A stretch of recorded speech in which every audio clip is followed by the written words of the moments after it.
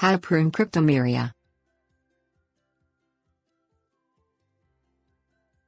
Cryptomeria, commonly known as Japanese cedar, is a fast-growing tall evergreen tree with greenish-blue foliage and dramatically contrasting red-brown peeling bark.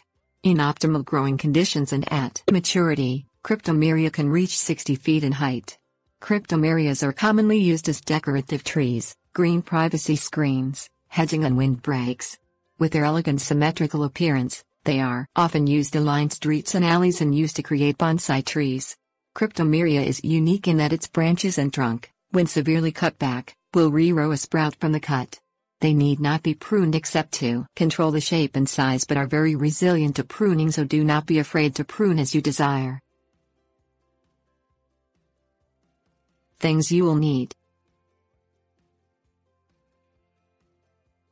clean, sharp loppers, handsaw or chainsaw for large mature trees, garden gloves, ladder if needed. 0. Don your gloves and inspect your Cryptomeria carefully, using your loppers or handsaw to cut away any damaged or diseased branches.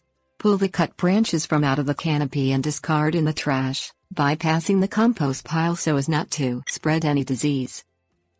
Use your chainsaw, handsaw or loppers to cut away any crossing or unbalanced branches in the interior of the tree. Thin the branches to allow light penetration and good airflow while still maintaining the tree's shape. Work spherically around the perimeter of the Cryptomeria, cutting away branches and limbs to shape and maintain a balance in the tree's appearance. With each cut, pull the cut branches from the canopy and set aside for the compost pile or dust bin. Restart Cryptomeria growth entirely by using your chainsaw. Cut the trunk 1 foot to 3 feet above the soil and allow the Cryptomeria to throw new shoots from the cut stump and eventually grow a new tree, which you can train and shape to your desire.